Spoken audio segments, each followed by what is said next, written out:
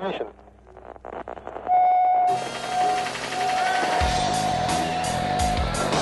What is up, Long Beach? How you guys doing? It's the Real Estate Coach, and you are tuned in to another edition of Keeping It Real Estate on the Beach. Welcome, everybody. We're here Saturday mornings, 10 a.m. on K-Beach Radio, repeated Sunday at 10 a.m. You can just go to kbeach.org, hit the Listen Live button, and there we are. Of course, you already know that if you're hearing me right now, but what you might not know is that there are K-Beach apps for your iPhone and your Android. So download those and make your life easier jogging on the beach, listening to us in the morning, talking about Long Beach and real estate. And I am joined in the booth, as I am every week, at least most weeks, by Ariel Frank Casares. How you doing, everybody? No longer to be known as Big Bank Frank. No yeah, longer. Right. Elisa Alvarez, the mortgage mistress. Hey, guys. And Scott Shang, the Dean of Homeownership University. Present and accounted for. We are bringing you real estate information regarding Long Beach and the surrounding cities every week. We keep it real, we keep it light, but most of all, we inform and empower the consumer to make these types of decisions when it comes to buying and selling real estate. In addition to that, on the last Wednesday of every month, the four of us are joined by some other area professionals in the real estate business, and we put on a free workshop. So if you have questions about buying, selling, investing, if you're a little confused about foreclosure, short sales, whatever it might be, stop by the free workshop. It's the last Wednesday of every month. This month it happens to be February 29th, so we do that one every 4 years. That's a leap year. And you can get more information at helplongbeach.com. You can register, get some information, sign up, and then you can always, of course, get a hold of us and ask us some questions in regards to that. Call us at 562-888-BEACH or hit us up on Facebook or Twitter. All right, what are we talking about? We're starting off with our mortgage conversation from today. This is the third of a three-part series titled The Top 10 Questions to Ask Your Mortgage Lender. We've already had 1, 2, and 3. Last show we had 4, 5, 6, and 7.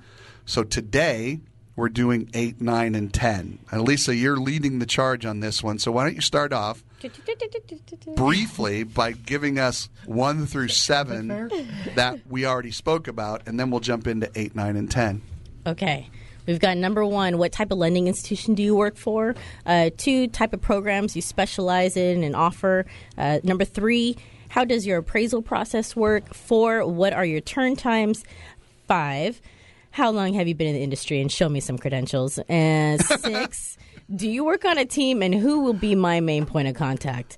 At 7, what are your times of availability? Will I get an answer if you call me at 8 p.m.? Yeah, that was kind of a fun one because we were talking about the differences and how the world works now and how everybody is so, the Internet's made everything transparent. Now we're all available on all these social networks and, smartphones, blah, blah, blah. So people are actually working now 24 hours a day.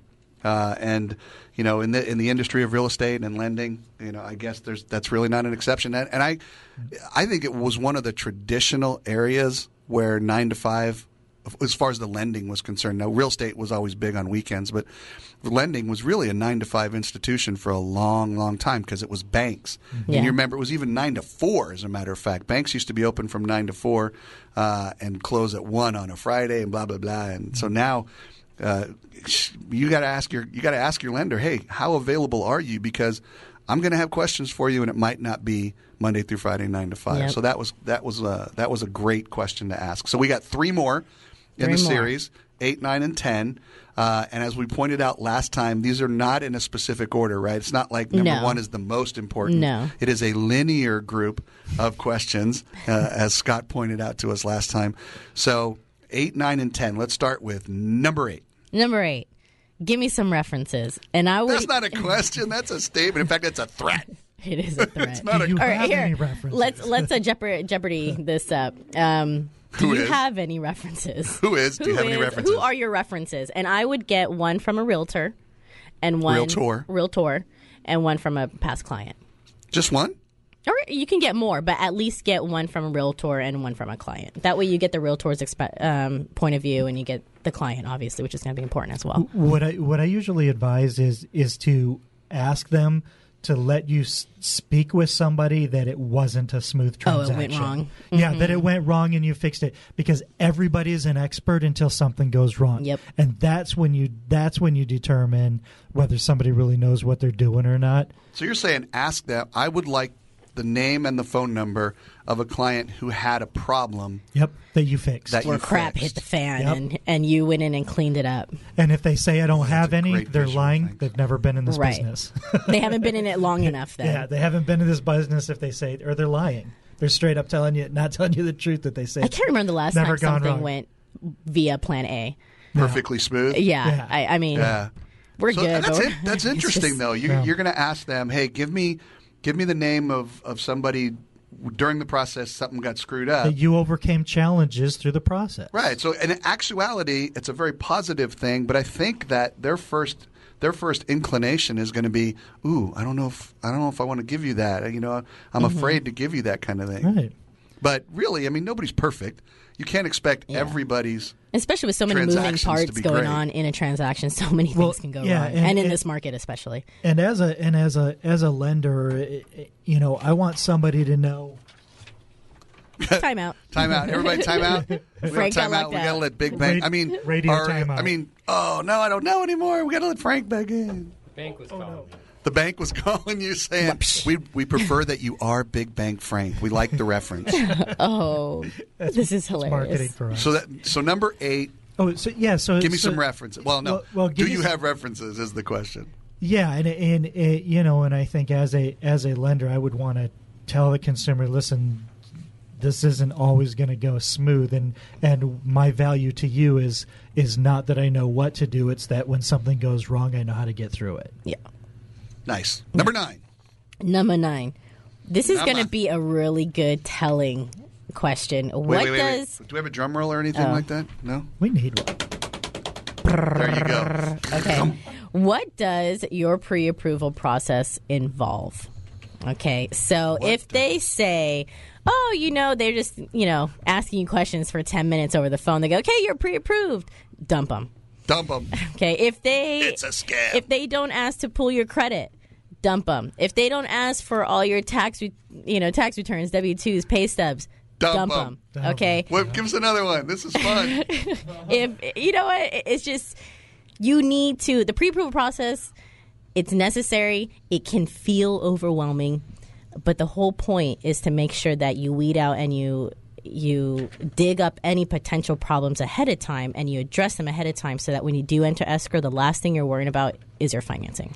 Now you If said they use don't ask you where the down payment's coming from, dump If they 'em. don't dump them, okay. Now you use the word pre-approval Pre-approval, versus pre-qualification. correct. yes. So even in the pre-approval, which is traditionally not really that strong of a concept, you're saying do the right thing, do your due diligence, and don't just say, you know, do you have a job? Yeah. Are you breathing? Yeah. Okay, you're approved. Right. Not a week goes by that we don't talk to somebody who was pre-qualified, Air radio air quotes. Not a week goes by that we don't talk to somebody who was pre-qualified from another bank and can't fathom the fact that there's no way they would ever qualify right now for a home. This is going to be a great blog post. After the show, we break up the segments and create blog posts and little videos for YouTube and stuff. And I can just see the blog post on this section. When we get to this, it's going to be, if they don't, dump them. If they don't do this, dump Dump them. 'em. They You don't hear do that, Joe? Dump them. Put in the dumpums. But yeah, the dump them's going to be awesome, man. And they got to be asking you lots of questions, like almost too personal. You're like, wow, at least know my last name before you ask these questions. I mean, Yeah, it's take the me whole out for point. coffee They or should be something. asking you lots of questions. You What know, are your a goals? good- What are everything? You know, a good rule of thumb is if they tell you what if all they're telling you is yes, if all they're telling you is what they think you want to hear, they're not telling you the truth. Right. But they would like to go out with you. Yes, they would. Yes. Perhaps. Number 10. Number 10. Dun, dun, dun. And this is also somewhat not of. This is my question to you. Do you feel comfortable with this person? If you're a natural person, you have good instincts, So and you if don't actually something ask that question. no, You this is think that from question. me. This is from me to the consumer saying, ask yourself, do you feel comfortable with this person? Are little flags going up for you? Do you feel like they may be deceiving you? Something. If you have little red flags going up and you're not comfortable, then don't work with Dump them. 'em. Okay, dump Dump them. them. Okay, That's because gonna be our you're going to theme. be dealing with this person they're going to be like your best friends, them and the realtor. So you really need to be able to have great communication, feel comfortable asking these questions, and feel like they're actually giving you a fulfilled answer. And if you don't feel comfortable, dump them. Dump them. That's such a valuable one, and it's such a weird one to try to explain to people. Yeah. But it really is trust your instinct. It really just is trust your instinct, and that's why it's also a good idea to have like a husband and wife there, you know, because one of you are going to pick up a different vibe than another one. And listen, if you feel like if you just feel like it's just a little bit of sleaze coming in there, it's crazy that you have to say something like that, but you'll hear over and over again, or we hear over and over again, is you know what, and the signs were there. I had a feeling. Yeah. I knew there was something that wasn't quite right. But what happens, and we talked about this, the law of reciprocation before, remember that? Yes. Because it seems like, oh, they're going to help me buy a house. And then so you feel obligated to work with them. But if they don't meet any of these 10 criteria, what do we do? If your deer ears go up, like, oh. Like if you feel like there's a target somewhere on you, dump them. It's like a little puppy tilting her head. I set you guys up for the perfect. If everything doesn't seem perfect, what do? Dump Dump them. them. Oh, Well, I was looking at her really little cute. doggy Yeah, thing. the deer ears. They're the That was deer cool. ears. Like, Oh, oh, my God. That was great radio. Okay, so great YouTube. you ready for this? You're going to go through all of them. Good 1 thing through I 10. brought. Thanks. I know. Thanks You for ready? the heads up. In closing out this 3-part series of In closing. top 10 questions to ask. Number 1. What type of lending institution do you work for? Number 2. What type of programs do you offer and specialize in? Number 3. How does your appraisal process work? Number 4. What are your turn times? Number 5. How long have you been in the industry, and show me those credentials? Number 6. Do you work on a team, and who will be my main point of contact? Number 7. What are your times of availability? Number 8. Show me those references. Number 9. What does your approval process involve? And this one, don't say it, just think it. Number 10. Do I feel comfortable with this person? Does it give me warm, fuzzy feelings? Yeah. And if they don't meet any of those, Dump 'em. um, We have way too much fun on this show. This is real estate radio like you've never heard before. Man, You I get have paid to for this? admit Oh, wait, that. I don't get paid We for don't get paid. But we Free parking. Oh, wait a thank minute, I God pay for our parking. supporters. You have to What be is this free crazy. parking? Do I really? No, you don't want to know. Trust me. yeah. What Frank had to do, the Big Bang thing, that's not good. Hey. Just to get free parking, he did a Big Bang thing. That's really Bazinga. not bad. Did anybody else Bungling. get that? No. He bungled everybody's Okay, flow. Evan got it. Thank you. Okay, great idea as far as the topic was concerned. I love the fact that it lasted 3 shows. We need Me to have more too. topics that I didn't go have to. 3 shows, so you don't have to think about topics. we need more for the next topics we show. can beat to death for weeks on end. Yes, Yeah. just like we do the mailbag half the Absolutely. time. I'll work on that, guys. All right.